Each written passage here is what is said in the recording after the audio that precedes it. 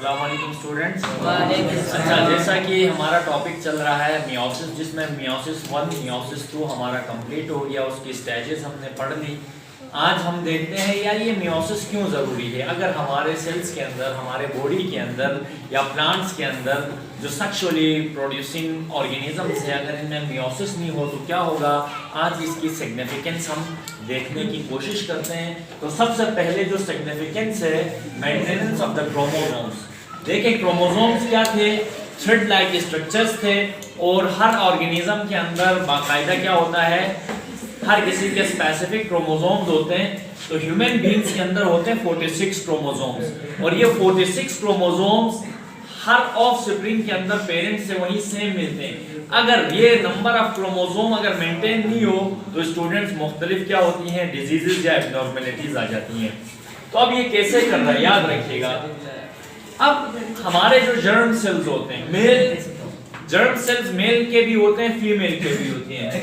Male germ cells को कहते हैं स्पर्म, सही है, लिक्विड टाइप होता है ये, सही है, जो मेल से रिलीज होता है, मेल के रिप्रोडक्टिव ऑर्गन से, ठीक है।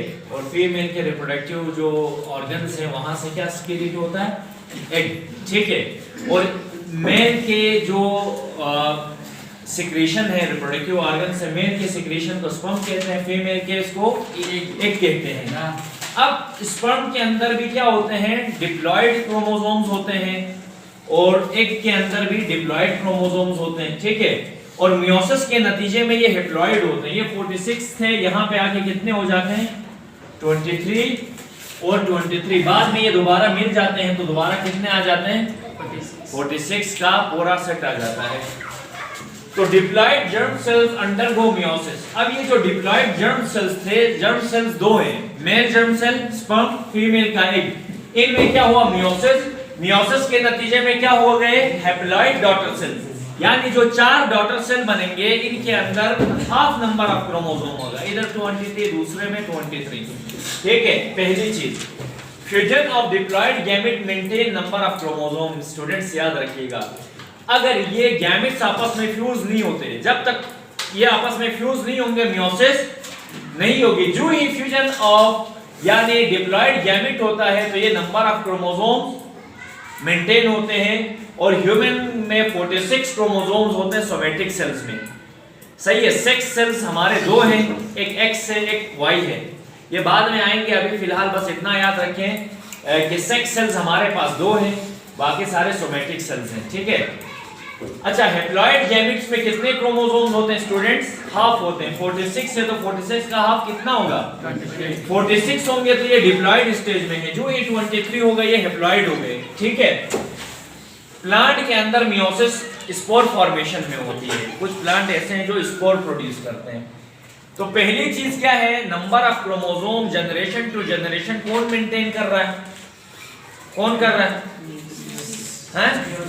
मियोसिस कर रहा है। किसके अंदर कर रहा है, जर्म सेल्स में। जर्म सेल्स में कैसे कर रहा है, फ्यूजन के जरिए कर रहा है, ठीक है, यानी डिप्लॉयड गैमेट्स के अंदर। अब है जेनेटिक वेरिएशन। याद रखिएगा स्टूडेंट्स, अभी हम सब एक दूसरे से डिफरेंट है, सबका कलर अलग है, स्किन कलर अलग है, हेयर कलर अलग है, सबकी हाइट अलग है, हम सब डिफरेंसेस है ना हमारे अंदर, सब सेम तो नहीं है। इन्हीं डिफरेंसेस को क्या कहते हैं, वेरिएशन कहते हैं। क्या सबकी आईज एक जैसी है, क्या सबकी आईज का कलर एक जैसा है, आईज का साइज एक जैसा है, नहीं है, वैरायटी, इसी को वैरायटी कहते हैं। तो वेरिएशन डिफरेंसेस है सेम स्पीशीज में, ये सब सेम स्पीशीज है, इंसानों की स्पीशीज है, कुछ प्लांट की स्पीशीज होती हैं, ठीक है। तो उनके अंदर जो डिफरेंसेस होते हैं इसी को हम वेरिएशन कहते हैं। और मियोसिस का हमें शुक्रिया अदा करना चाहिए कि अगर ये मियोसिस नहीं होता तो हम एक दूसरे से डिफरेंट नजर नहीं आते, जैसे आलू सारे एक जैसे होते हम भी एक जैसे दिखते। अब मियोसिस में आप लोगों ने पढ़ा था स्टूडेंट्स, मियोसिस 1 में प्रोफेज 1, वहां हमने कहा था कि ये जो क्रोमोसोम्स थे, ये क्रोमोसोम्स के क्रोमेटिड्स आपस में सेगमेंट्स क्या कर रहे थे, एक दूसरे को सेगमेंट शफल कर रहे थे या ट्रांसफर कर रहे थे। इसी को हमने क्या कहा था, जब होमोलोगस क्रोमोसोम्स एक दूसरे को सेगमेंट्स क्या करें, ट्रांसफर करें, इसको क्या कहा था, जो नॉन सिस्टर क्रोमेटिड्स हैं, इसी को क्रॉसिंग ओवर कहते हैं। और क्रॉसिंग ओवर के नतीजे में वेरिएशंस आती हैं, डिफरेंसेस आते हैं, और जिनमें वेरिएशन नहीं है उनमें क्रॉसिंग ओवर नहीं हो रहा, ठीक है, जर्म सेल्स में। और वेरिएशन ये प्रोफेज 1 में होता है क्रॉसिंग ओवर, और ये क्रोमोसोम्स वेरिएशन की वजह से हमारे अंदर डिफरेंसेस आते हैं।